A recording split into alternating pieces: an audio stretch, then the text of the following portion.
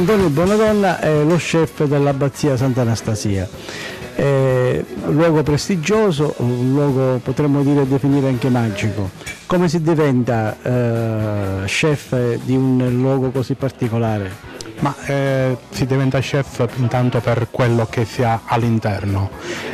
Bisogna sentire questo lavoro non come lavoro, ma come si può dire, come passione, amore, esprimere quello che si sente all'interno nel piatto, fare emozionare i commensali facendoli mangiare. Così si diventa cuochi e basta. I suoi piatti, diciamo, hanno una peculiarità, cioè il legame col territorio. Sì, assolutamente. I piatti che io propongo sono utilizzando prodotti del luogo, chilometro zero cosiddetto, assolutamente prodotti biologici.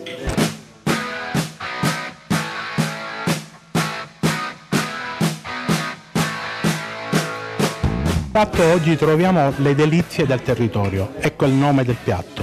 Troviamo i cardi selvatici fatti in pastella con tuma e alici. Abbiamo gli salumi, abbiamo i formaggi, abbiamo una cupietta di lonzino dove all'interno troviamo una mousse di ricotta, abbiamo un tortino di cardi, la polpetta della nonna fatta con le uova, il pane e il formaggio, il pomodoro secco ripieno, la caponata di melenzane, delle verdure grigliate. Oggi troviamo questo piatto che appunto chiamo le delizie del territorio.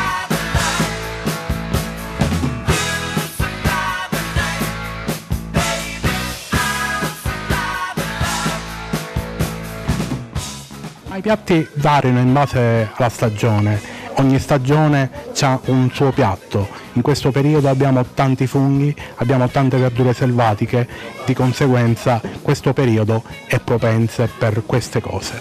Quanta abilità ci vuole per amalgamare questi alimenti che spesse volte sono un po' contrastanti l'uno con l'altro, quindi nell'amalgamare i sapori, i profumi? Ma io penso che un ottimo cibo non va offeso, quindi non va coperto di sale, di esaltatori, bisogna lasciarlo così com'è, non offenderlo, quindi lasciare il cibo come ce lo dà la natura.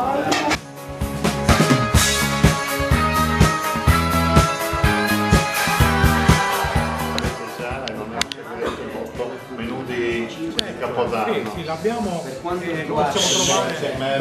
Ce l'ho raccolta in un minuto, intanto che prendiamo il caffè, poi salutiamo la dottoressa. Vado a prendere nei dettagli e vi elenco cosa proponiamo. Allora, questo è il menù del cenone del 31. Ecco. Sì, del cenone parlavamo. Sì. Vi sarà un aperitivo dove andiamo ad offrire una frivolezza, quello che avete gustato voi in apertura. Oggi abbiamo presentato una mousse di verdure selvatiche e un rotolino di tuma dove all'interno c'era la pancetta locale. Questo è l'aperitivo che andremo a proporre insieme ai nostri vini. Quindi poi passiamo dei petali di salmone marinato con gelatina di mele e salsa allo yogurt. Abbiamo abbinato sia pesce che carne. Successivamente a questo primo antipasto ci sarà il secondo antipasto ed è un tortino di radicchio con funghi del momento su una fonduta di caciocavallo. Questo caciocavallo viene profumato al tartufo scorzone delle Madonie. Questi sono i due antipasti. Poi passiamo ai due primi. È un risotto d'eccellenza, il vialone nano con gallinella di mare e finocchietto selvatico.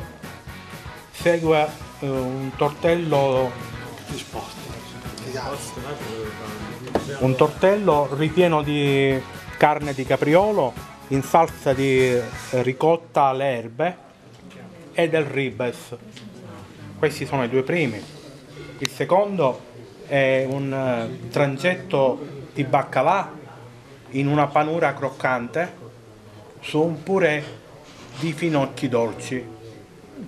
Il secondo dopo aver gustato uno sgroppino al vino, e una lombatina di vitello cotta a bassa temperatura con patate odorose. Questo è l'altro secondo. Chiudiamo con il dolce, è un dolce cacio dove all'interno c'è un cuore di pera aromatizzata alla cannella in salsa di vaniglia. Ci saranno una selezione dei nostri vini,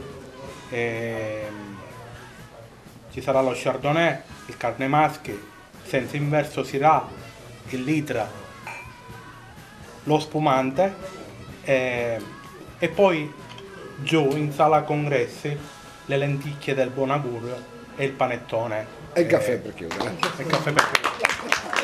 Complimenti. Diciamo che E invidia a chi prenoterà.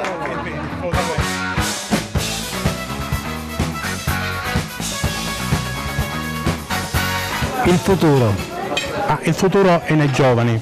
Se i giovani intraprendono questo mestiere e lo fanno con amore, sicuramente ci sarà un futuro migliore per tutti. Allora, le auguriamo di deliziare ancora per molto tempo il palato di tutti coloro che avranno il piacere di venire qua, e la ringraziamo per questa sua intervista. Vi aspetto, grazie a voi.